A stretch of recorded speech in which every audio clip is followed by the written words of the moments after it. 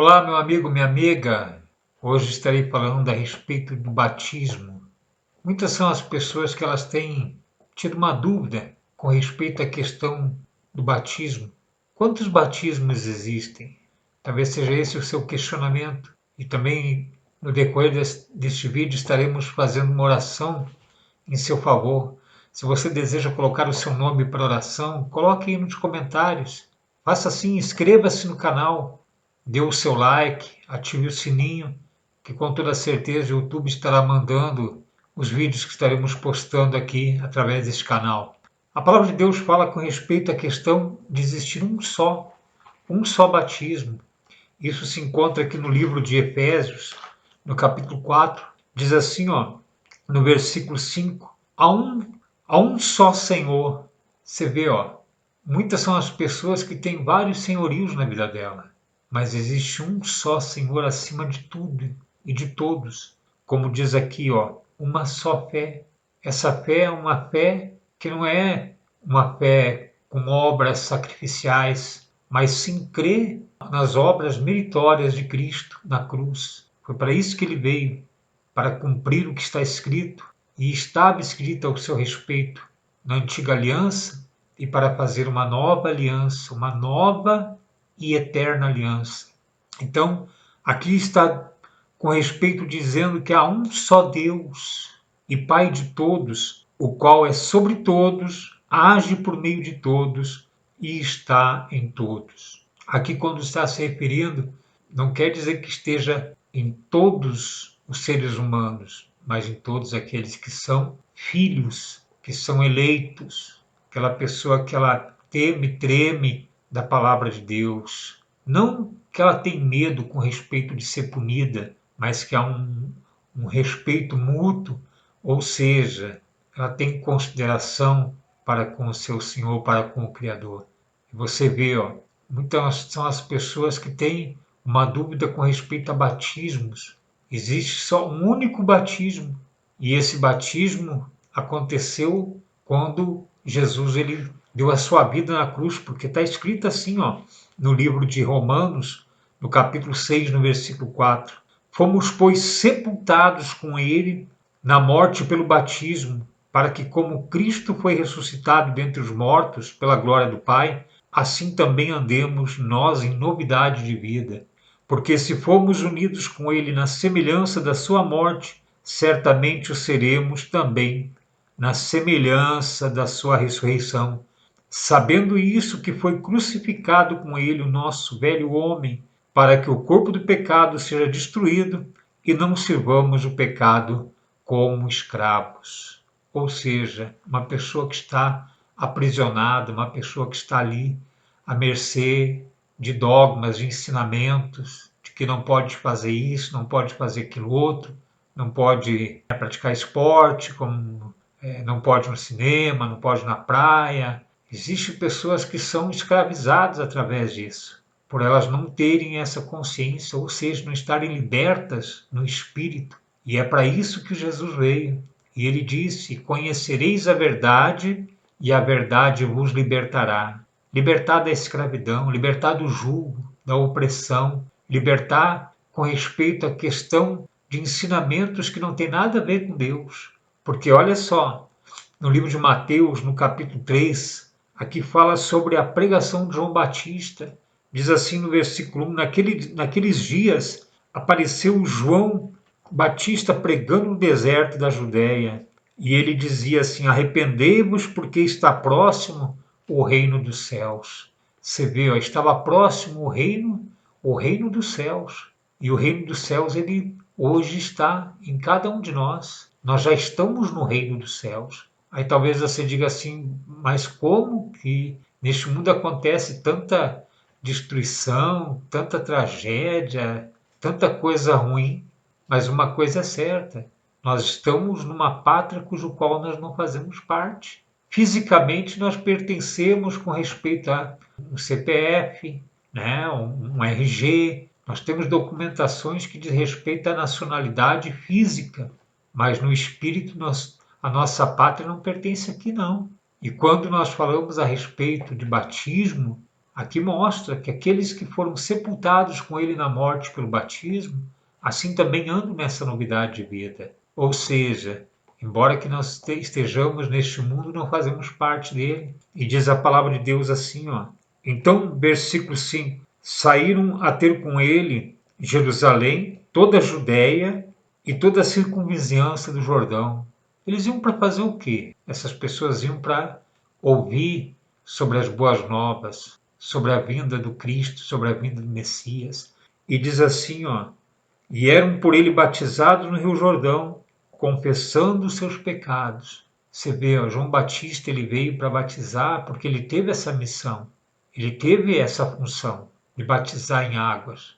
Mas, como mesmo ele disse assim no versículo 11, eu vos batizo com água para arrependimento, mas aquele que vem depois de mim é mais poderoso do que eu, e ele vos batizará com o Espírito Santo e com fogo. Aqui João Batista estava ali falando para dois públicos, os que vinham para ele para serem batizados, que confessavam os seus pecados, e diz assim, ó, no versículo 7, vendo ele que muitos fariseus e saduceus vinham ao batismo, disse-lhes, raça de víboras, quem vos induziu de fugir da ira vindoura? Ou seja, eles não vinham porque eles queriam um compromisso com Deus. Eles vinham para, vamos dizer assim, bisbilhotar, para querer achar alguma falha, para querer achar algum erro, para apontar o dedo, para tentar de todas as formas criticarem para que houvesse um impedimento daquilo que estava acontecendo. Por quê? Eles sabiam pelas escrituras que o Cristo haveria de vir. E eles queriam alguém que fosse conivente com eles, não que fosse opositor, porque jamais foi concordado com a prática do que eles vinham fazendo. Tanto que quando Jesus falou lá para os discípulos, ele disse assim, que eles deveriam observar o que estava fazendo os fariseus e não imitá-los, porque eles sabiam as escrituras, mas, no entanto, eles não andavam de conformidade ao que realmente estava escrito. E por isso João Batista disse assim, ó, que o Cristo haveria de fazer o quê? Batizar com o Espírito Santo e com fogo. Ou seja, a promessa de Deus que estava lá em Joel capítulo 2, versículo 28, que nos últimos dias seria derramado do Espírito sobre toda a carne. O batismo com o Espírito Santo era uma promessa. Hoje é uma realidade. Muitos dizem que a pessoa tem que ir em determinado lugar para buscar, mas aqueles que são de Deus, aqueles que são nascidos verdadeiramente de Deus, que vieram de Deus, eles já vêm com o Espírito Santo. Eles não precisam estar indo buscar, porque eles são um só com Deus.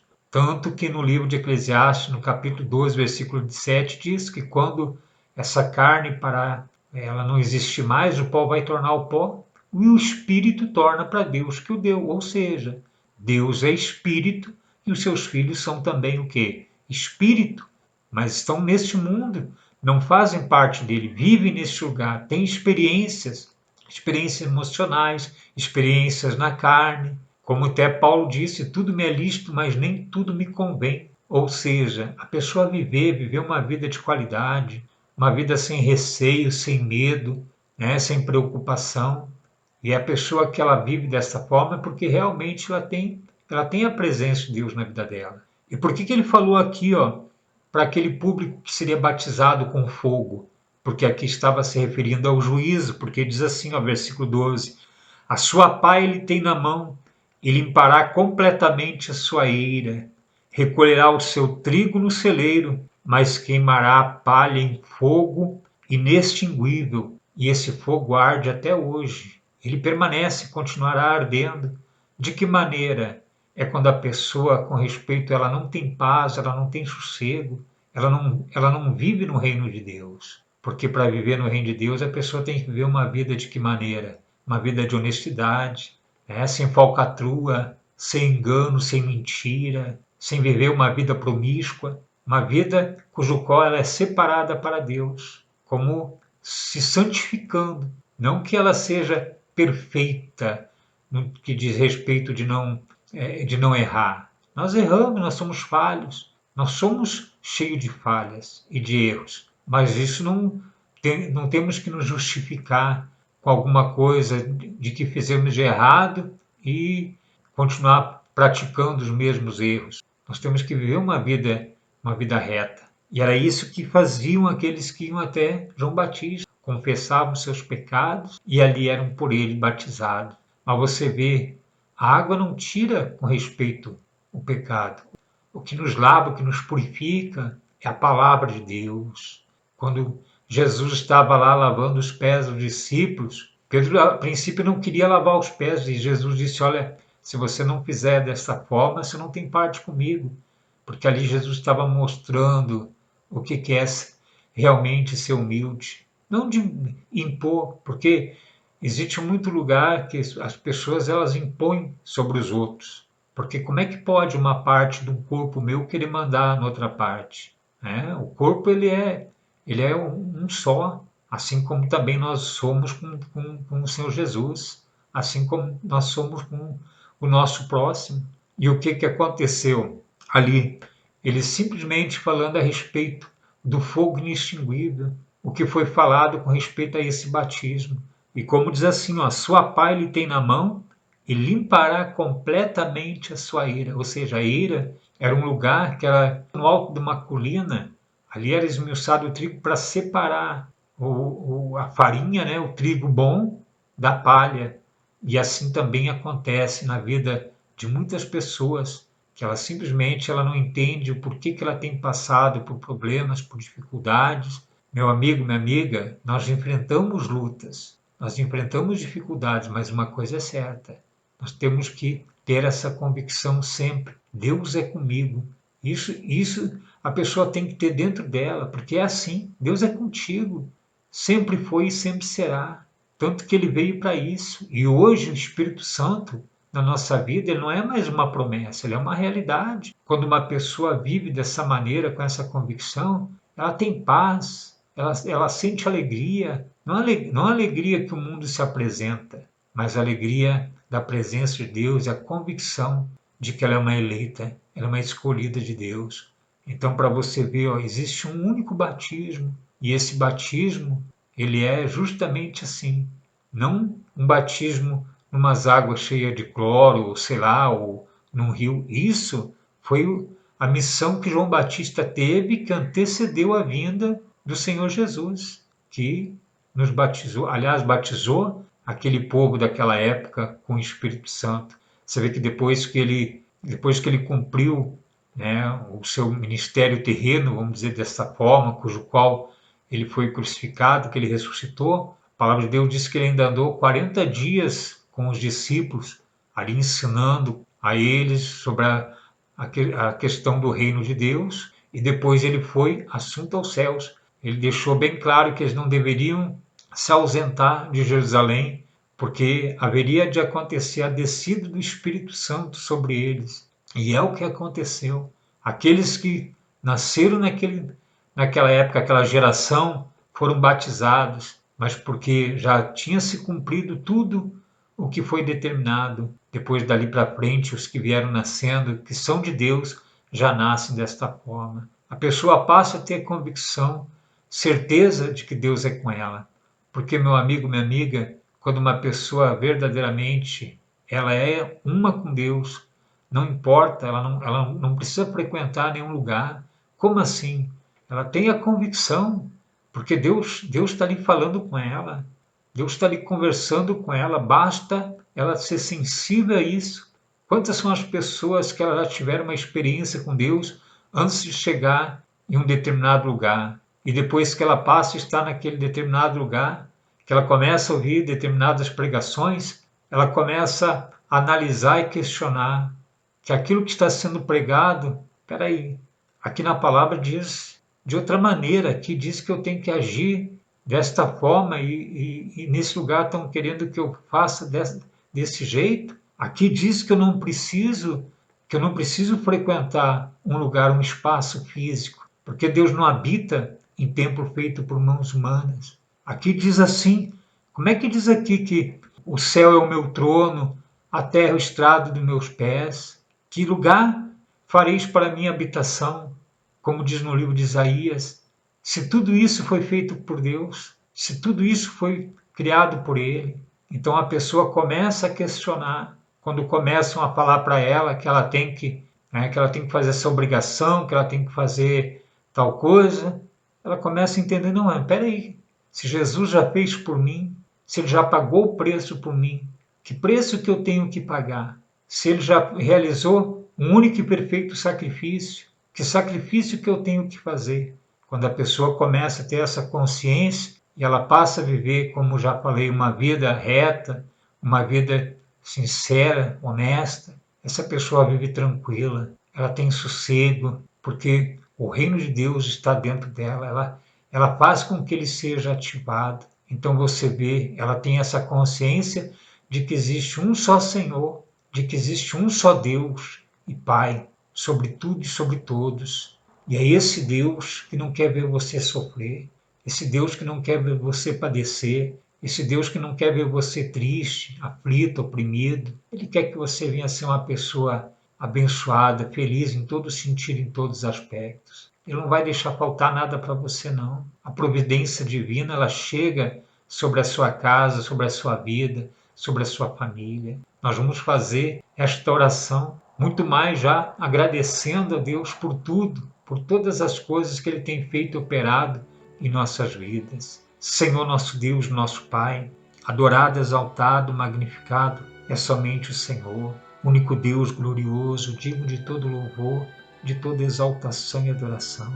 Muito obrigado por tudo, meu Deus. Obrigado, meu Deus, por essa pessoa estar, meu Pai, assistindo e ouvindo esta palavra, porque com certeza essa pessoa é uma eleita do Senhor. Ela já é escolhida, meu Deus, pelo Senhor antes da fundação do mundo, antes de tudo ser criado, porque ela é uma com o Senhor, meu Deus. E ela já tem isso dentro dela. Talvez ela esteve em algum lugar e ouvindo, meu Deus, as pregações e ela conferindo a luz da tua palavra, meu Pai.